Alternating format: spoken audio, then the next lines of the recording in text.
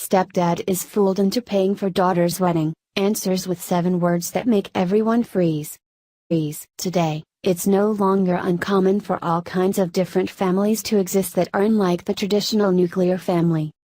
Stepdads, stepmoms, stepchildren and stepbrothers and sisters are just the beginning of it. And for so many, this works just fine. For the stepdad in this story, however, things weren't going quite so well. He tells this story about how he'd welcomed and supported his new partner and her daughter from a previous relationship. But when came time for that daughter's big wedding day, things took a bad turn.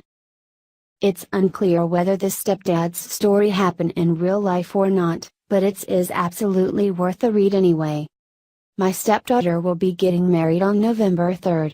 The wedding planning has consumed most of her and her mother's lives. I say her mother because we are married, though we've lived together for years, for the past 6 months. My stepdaughter graduated last December from university. I paid for her to go to college, though it was a state school, it still ran $40,000. She does not have a job and has been living with us for the duration of her college career and since her graduation. I also bought her a car to get back and forth from school when she finished high school.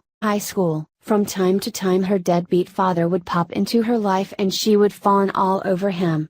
Although he has not contributed a cent to her education or paid any child support, though that is my girlfriend's fault as CS was not part of the settlement, she still loves him and wants him in her life.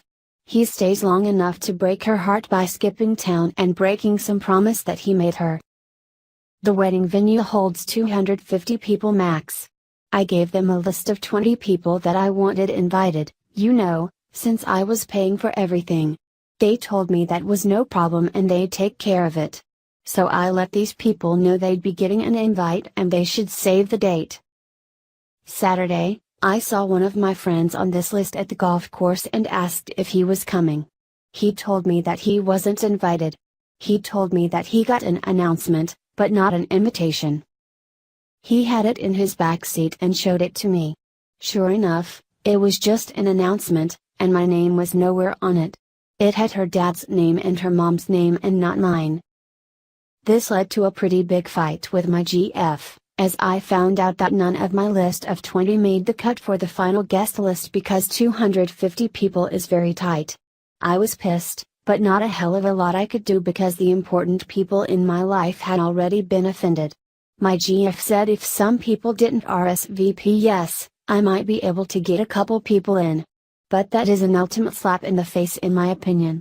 So, I was boiling on Saturday. Yesterday, we had a Sunday dinner with the future in-laws family and us and a surprise guest, the real dad. At this little dinner my stepdaughter announced that her real dad was going to be able to make it to her wedding and that now he'd be able to give her away. This was greeted with a chorus of "Oh how great and how wonderful s." I don't think I have ever felt so angry and so disrespected. I was shaking. I took a few seconds to gather my composure, because I honestly wasn't sure if I would cry or start throwing punches or both. Once I was sure I'd be able to speak, I got up from my chair and said I'd like to make a toast. I can't remember exactly what I said, but the gist of it was this. I'd like to make a toast. The sound of spoons against glasses ring in my ears. It has been my great pleasure to be a part of this family for the past 10 years. Ah, how sweet.